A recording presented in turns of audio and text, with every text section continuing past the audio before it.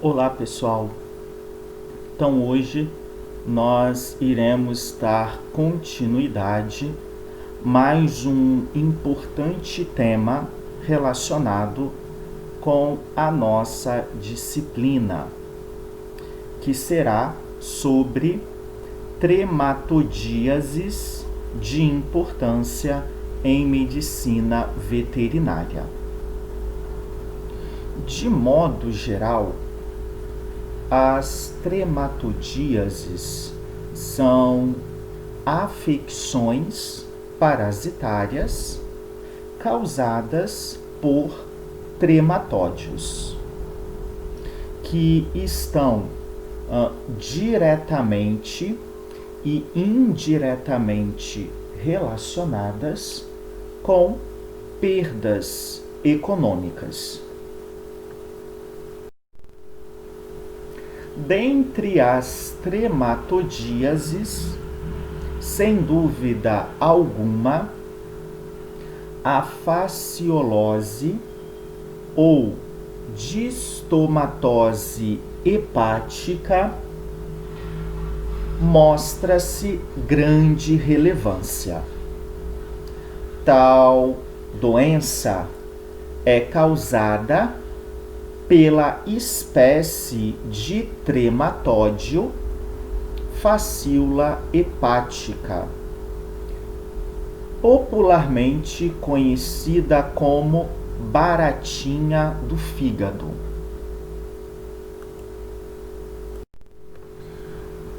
Via de regra, os trematódios são eumintos que apresentam corpo achatado dorso-ventralmente, demonstrando aspecto foliáceo.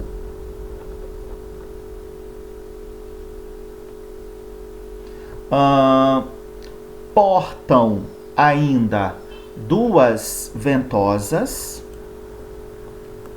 a ventosa oral, que circunda a abertura oral, e a ventosa ventral, também denominada acetábulo. As ventosas, como sabido, são estruturas de natureza muscular especializadas na fixação do parasito junto ao sítio de infecção final.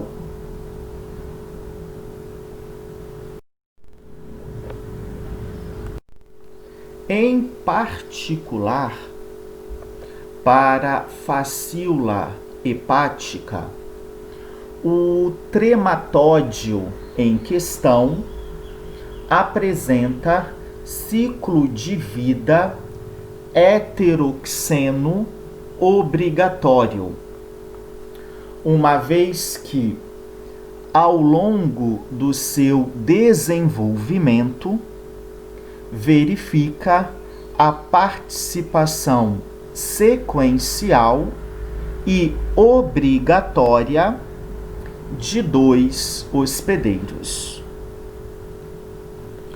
O hospedeiro definitivo, considerado hospedeiro final, que abriga ao nível de ductos biliares e vesícula biliar o parasito adulto sexualmente maduro, e o hospedeiro intermediário, que desenvolverá a fase larval do parasito, que reproduzirá de forma assexuada. Estudos têm incriminado uma ampla variedade de mamíferos atuando como hospedeiros definitivos do parasito. Dentre estes, ruminantes se destacam, tá? Especialmente bovinos e ovinos, repercutindo neste setor significativos prejuízos econômicos, tanto diretos quanto indiretos. Em relação aos hospedeiros intermediários, destaca-se espécies de caramujos dulcícolas pertencentes ao gênero Limnaea. São caramujos que apresentam hábito de estabelecer em coleções, ou porções hídricas de água doce. A fasciolose, então, apresenta distribuição mundial, estando presentes em várias regiões do mundo, tanto de clima tropical, subtropical, quanto temperado. A sua presença está diretamente relacionada com a presença de hospedeiros definitivos parasitados, bem como com a presença de hospedeiros intermediários infectados. Como falado inicialmente, a fasciolose ela é considerada a principal trematodíase de importância médico-veterinária, por estar associada a perdas econômicas, diretas e indiretas, sobretudo na bovinocultura e ovinocultura. Dentre as perdas diretas associadas à infecção, destacamos queda da produção animal, principalmente relacionada à produção de leite, comprometimento da performance reprodutiva dos animais,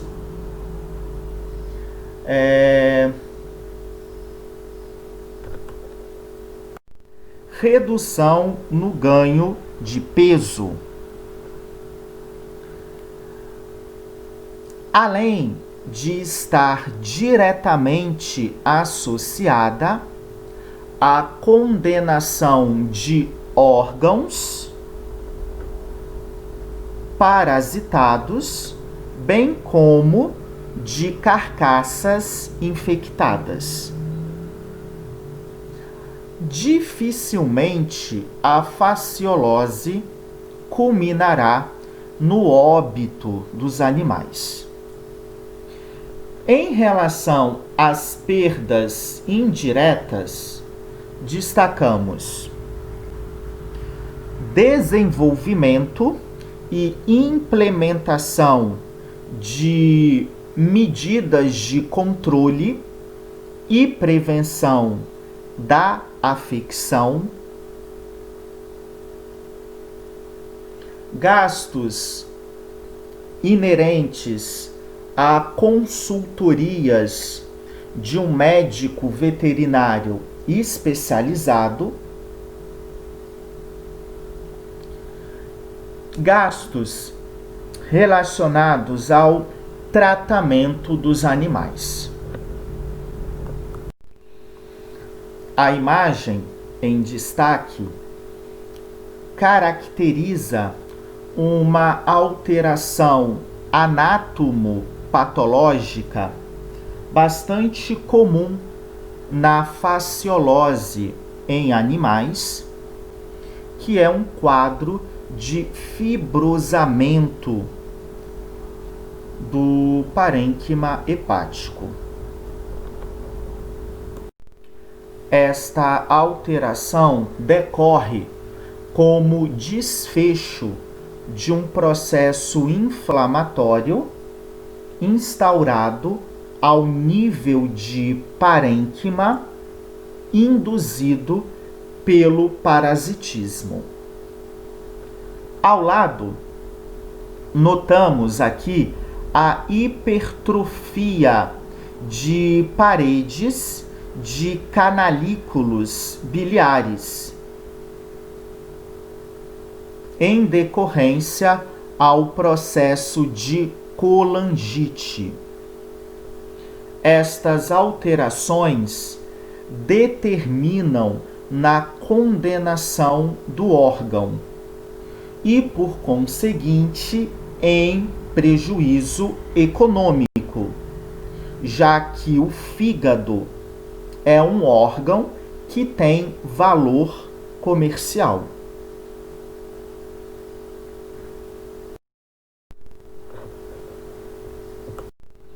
Em estudo realizado por Vieira e colaboradores, no ano de 2011, verificou que a fasciolose é a principal causa em número de condenações de fígados de bovinos na região sul do estado do Espírito Santo, configurando com significativos prejuízos econômicos ao setor. Segundo o estudo, na época, a prevalência da fasciolose alcançou taxa de 27%, o que denota uma condição de endemicidade à nossa região.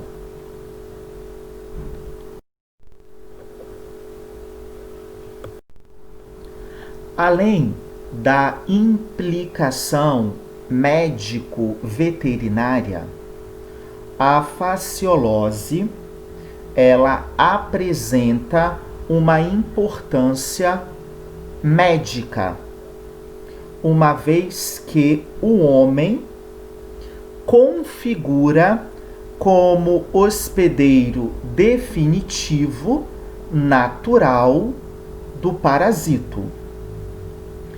As infecções em humanos são condicionadas através da ingestão de vegetais contaminados por metacercárias, estágio larval parasitário infectante ao hospedeiro definitivo.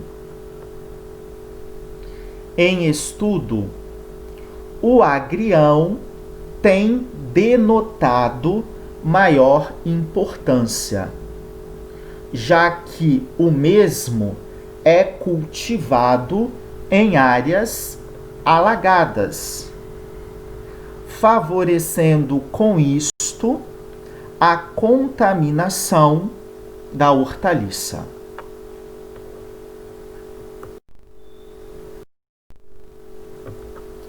No Brasil, 3 espécies de Limineia são incriminadas como hospedeiros intermediários de facíola hepática: Limineia columella, Limineia viatrix e Limineia cubensis. Dentre estas espécies, Limineia columella denota maior importância epidemiológica no Brasil, bem como na nossa região.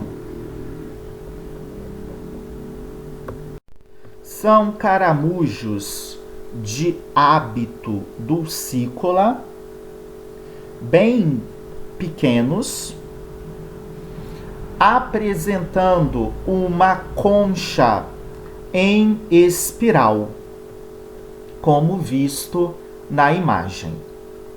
Uma outra característica, morfológica associada ao gênero Limineia é que o mesmo apresenta a abertura da concha direcionada para o lado direito, como visto na imagem.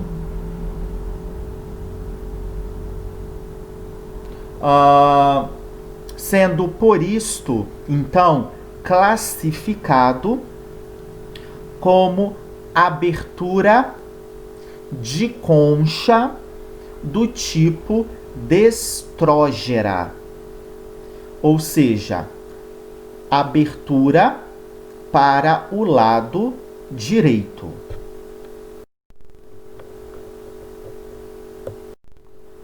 Morfologicamente, o gênero Limineia se assemelha ao gênero Physa, que não atua como hospedeiro intermediário de facíola.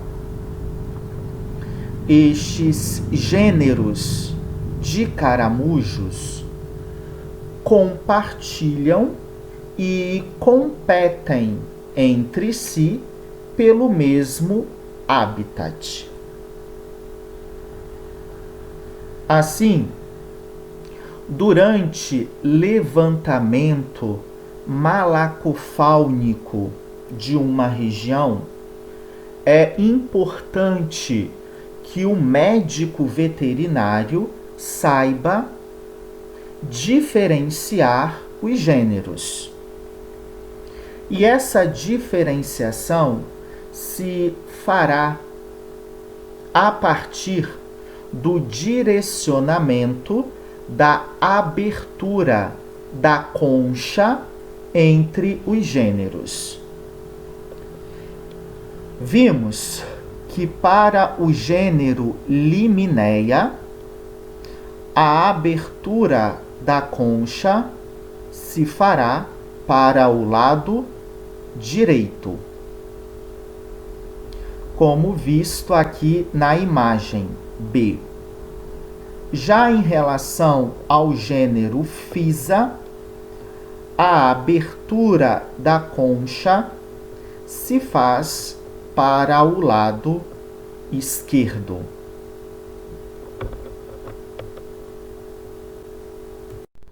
Então, em termos de importância relacionada à fasciolose, Limineia se destaca.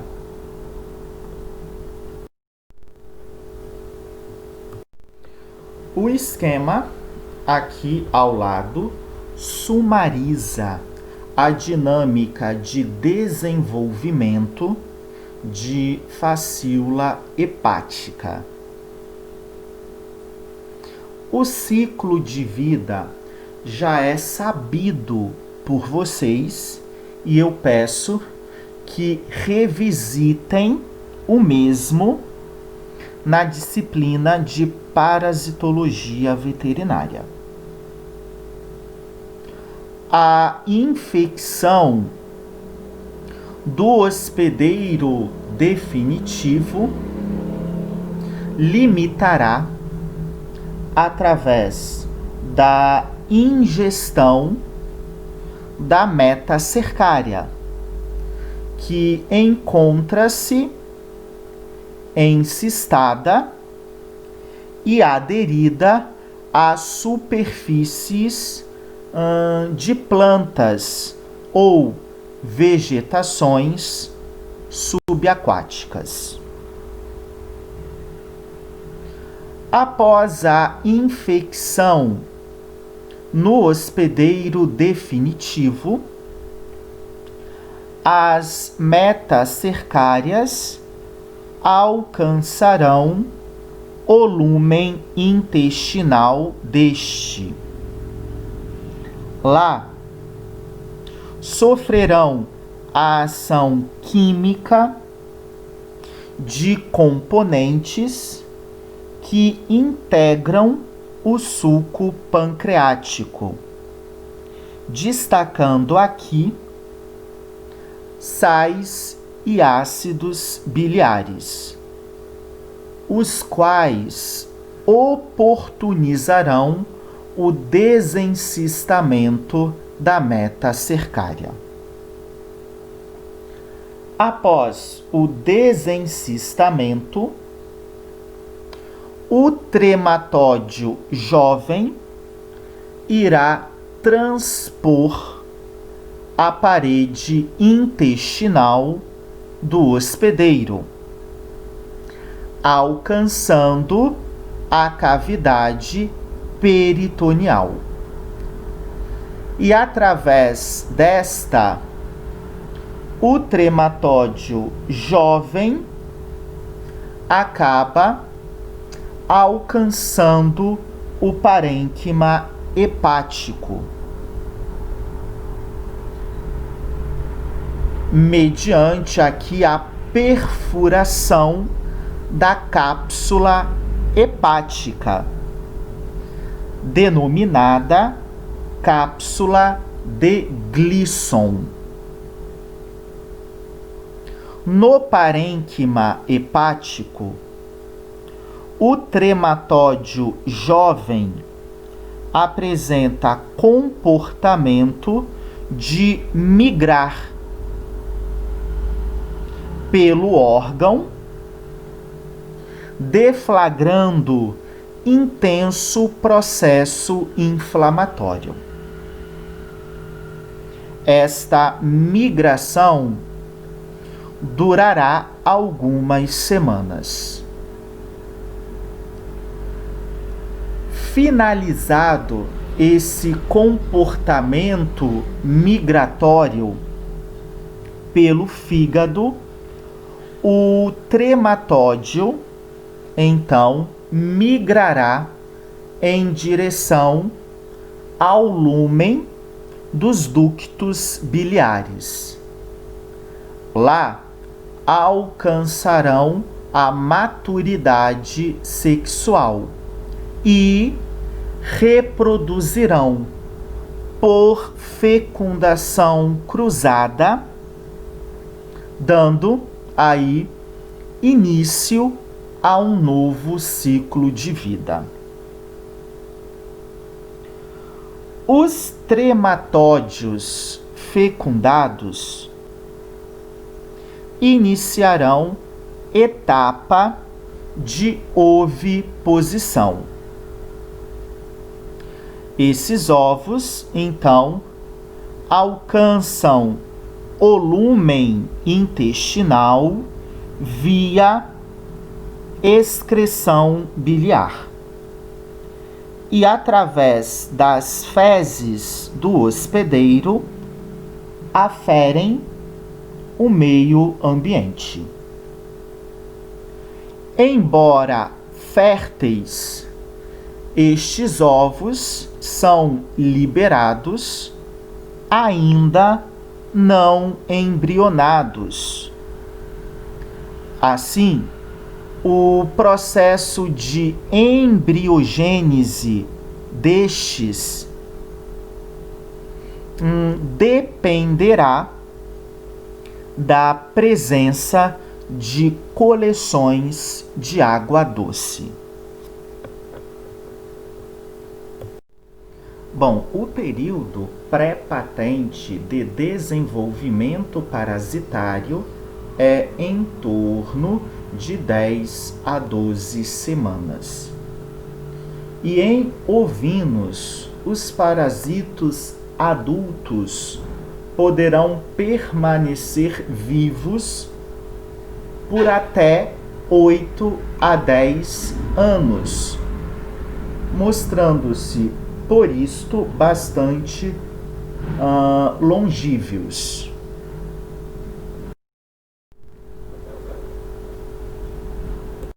Aqui em destaque, os estágios evolutivos observados durante o ciclo de vida de facíola hepática.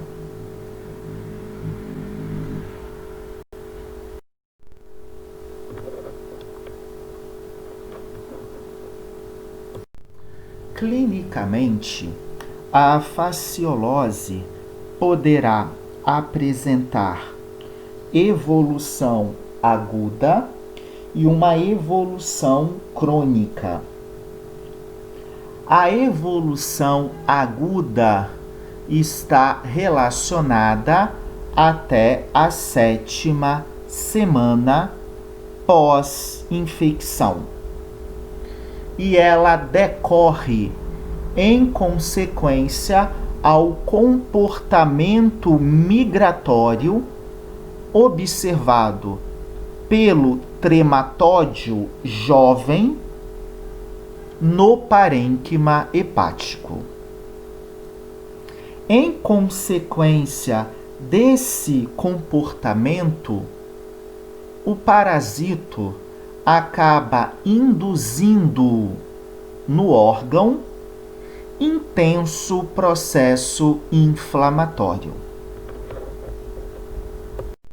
Esse processo inflamatório, ele é constituído por um infiltrado leucocitário formado principalmente por eosinófilos, neutrófilos e linfócitos. Em adição, a inflamação favorecerá a ocorrência de focos hemorrágicos e necróticos no órgão afetado. Na tentativa de reparar os danos teciduais derivados da reação inflamatória, o hospedeiro acaba por depositar tecido conjuntivo fibroso, que é um tecido afuncional. Então, culminando com o fibrosamento do órgão. Dependendo do grau de extensão desse fibrosamento, repercutirá em disfunção do órgão. Em adição, hipertrofia dos canalículos, dos capilares sinusoides, dos canalículos biliares, são também demonstrados. Esse espessamento decorre de uma hipertrofia da parede dos canalículos em decorrência aqui ao processo inflamatório.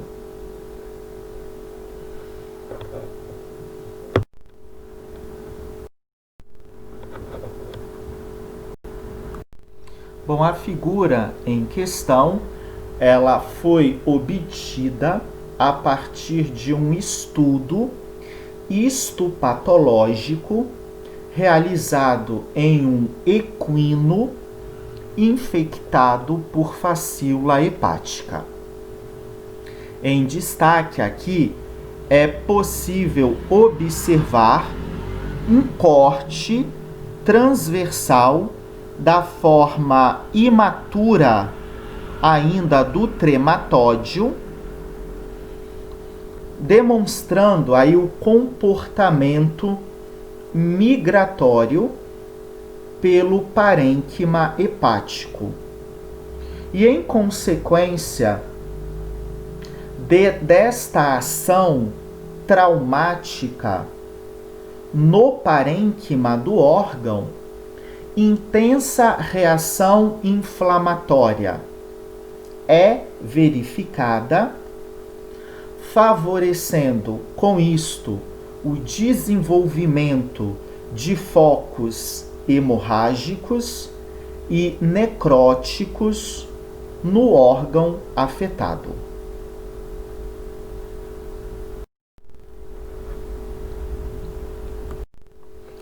A figura à direita ilustra alterações anatomopatológicas observadas em fígado parasitado por facíola hepática.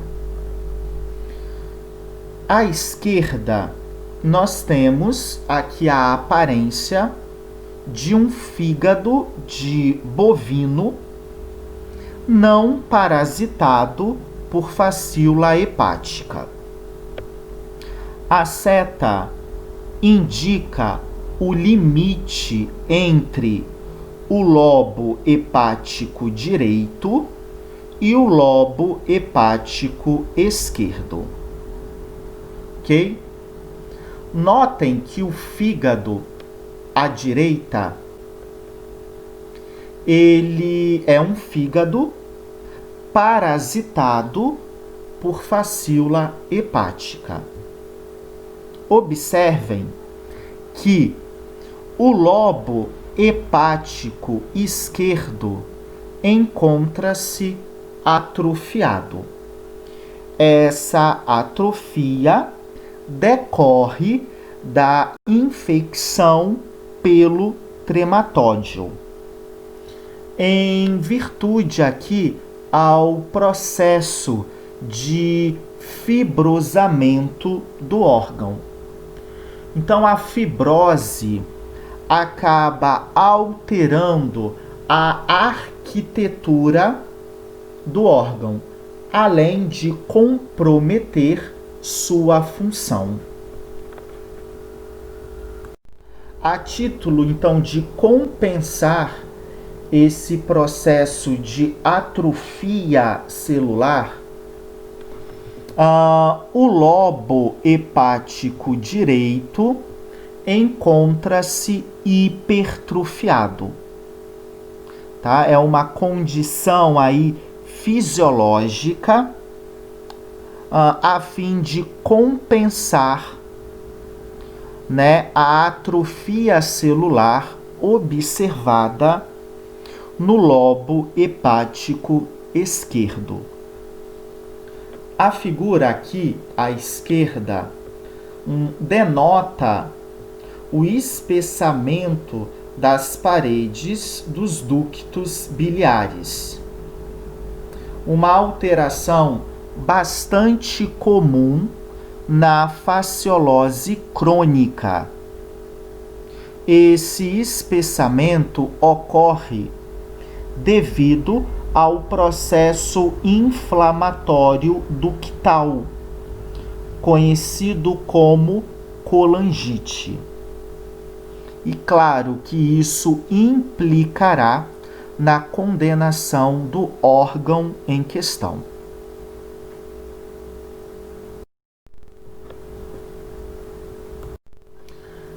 A faciolose crônica estabelecerá após a 7ª semana de infecção e decorre da presença de parasitos adultos no interior do lúmen de ductos biliares.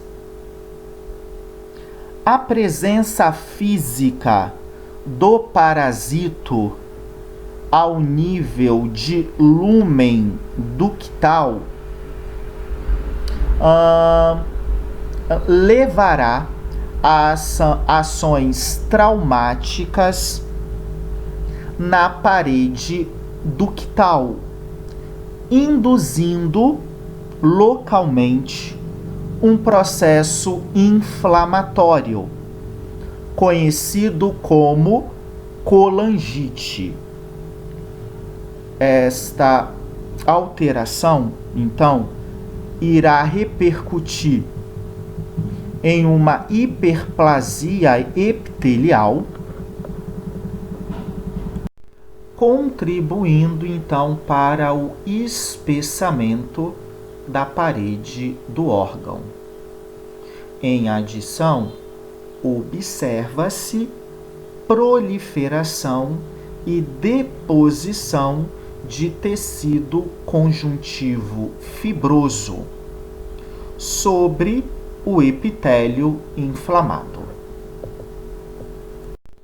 Estas alterações histopatológicas associadas à presença do euminto ao nível luminal favorecerá a obstrução do ducto afetado, comprometendo com isto o escoamento da bile para o intestino. Aqui, em destaque, um ducto biliar, denotando aqui o espessamento da sua parede. No interior, a presença de um euminto adulto. Em destaque, notem que o tegumento do parasito apresenta projeções similares a espinhos, e isso acaba favorecendo a ação traumática sobre o epitélio ductal, deflagrando aqui no órgão uma intensa reação inflamatória, conhecida como colangite.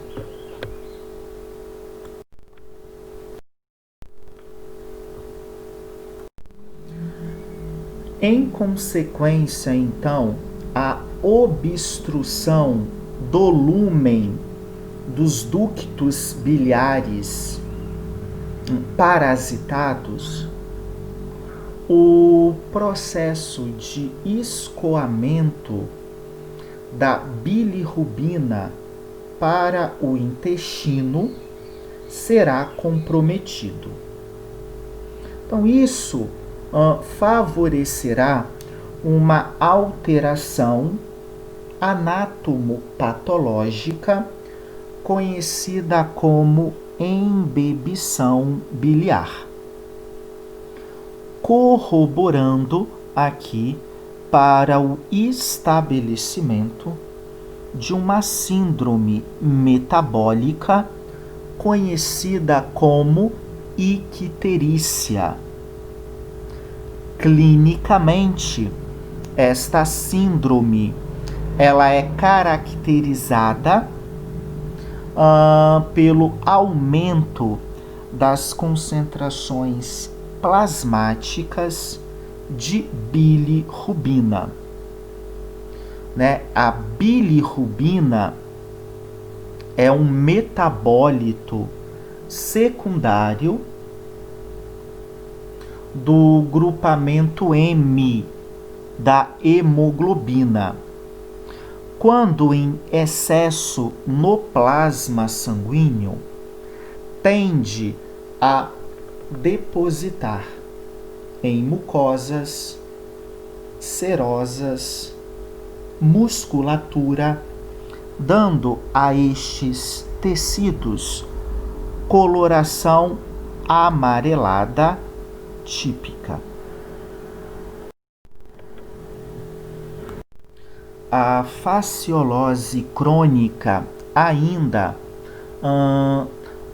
poderá levar à ocorrência de processos anemiantes em seus portadores devido ao processo hemorrágico acarretado pela verminose.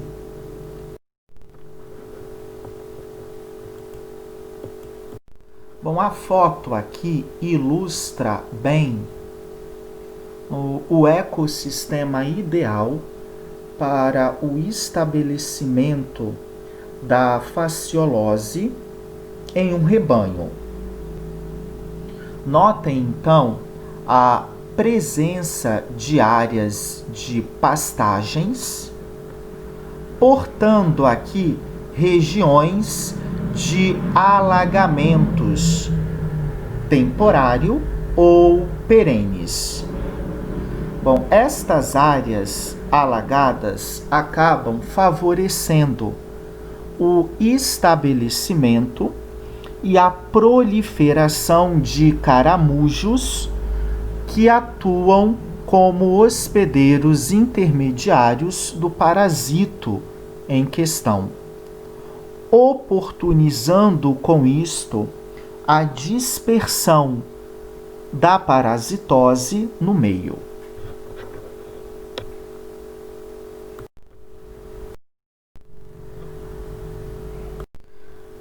Então, gente, para o estabelecimento da fasciolose em uma determinada região, faz necessário a presença do agente etiológico, que no caso é o euminto em questão.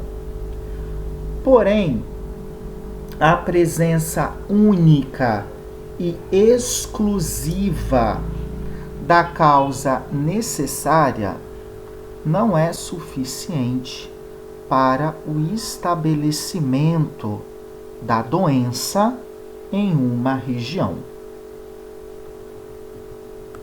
Então, além da causa necessária, outros fatores ou elementos epidemiológicos são imprescindíveis para a ocorrência da verminose no meio, como, por exemplo, a presença de um hospedeiro definitivo susceptível, bem como a ocorrência de hospedeiros intermediários na região, além de fatores ambientais que contribuem para a dispersão da parasitose no meio.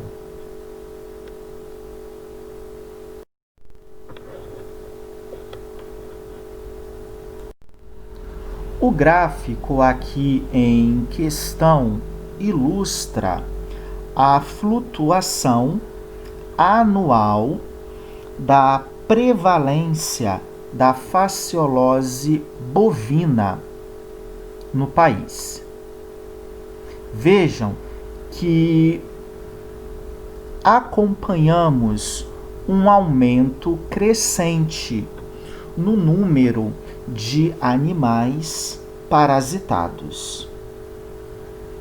Esses valores indicam que as medidas de controle e prevenção da fasciolose no Brasil, bem como na nossa região, não estão sendo adotadas de maneira correta e eficaz.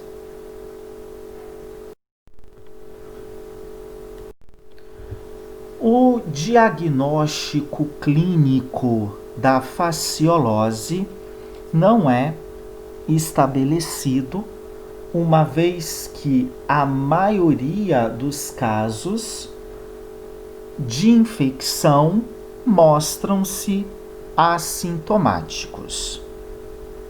Desta forma, o diagnóstico é elucidado mediante a execução de métodos laboratoriais, dos quais destacamos os exames coproparasitológicos. Por se tratarem de ovos pesados, a técnica aqui preconizada é uma técnica de sedimentação natural. A técnica de Forsyth ou a técnica de Hoffmann, já sabido por vocês. Bom, a técnica em questão visa recuperar da massa fecal ovos do parasito. São ovos grandes, tá? De aspecto elíptico ou oval, portando casca relativamente delgada, constituída por uma dupla camada, demonstrando em uma das suas extremidades a presença de um opérculo. Uma outra alternativa em diagnóstico é a sorologia. A partir da reação imunoenzimática de ELISA ou imunoblotting.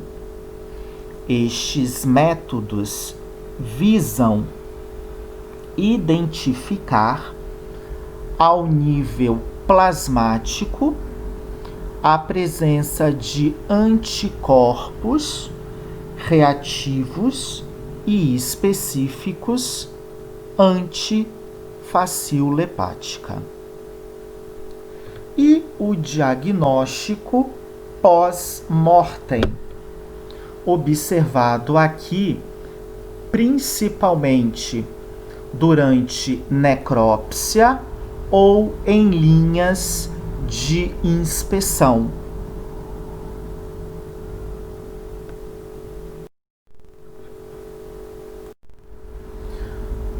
Como medidas de controle e prevenção da fasciolose, recomenda-se aqui o tratamento de animais infectados, através aqui da administração de antieumínticos com potencial fasciolicida.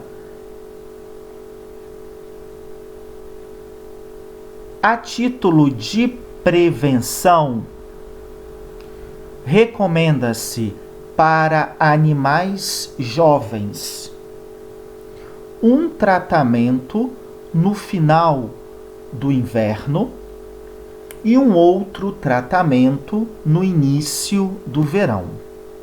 Já para animais adultos, como medida preventiva, recomenda-se um tratamento no final do inverno. Além disso, o controle de caramujos hospedeiros é imprescindível para a prevenção da fasciolose no meio. Esse controle poderá ser baseado mediante a aplicação de moluscicidas químicos ou moluscicidas derivados de extratos vegetais. Além disto, um manejo bastante empregado para o controle da densidade populacional de moluscos hospedeiros e, por conseguinte, das doenças por eles transmitidas é, quando possível, a drenagem de áreas alagadas e limpezas de canais hídricos, promovendo a restrição do acesso de animais a estas áreas, como mediante aqui o cercamento destas áreas alagadas.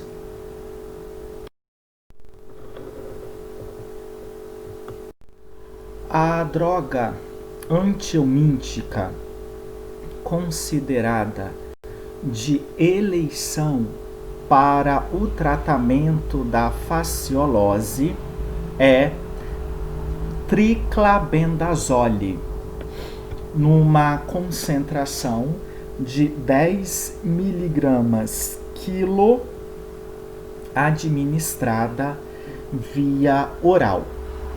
Sabidamente, a droga apresenta eficácia tanto contra formas imaturas do trematódio quanto formas adultas do parasito.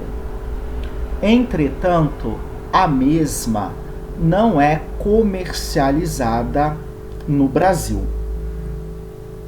Nesse sentido, existem aí outros princípios ativos eficazes no tratamento da parasitose, porém que demonstram eficácia apenas adulticida,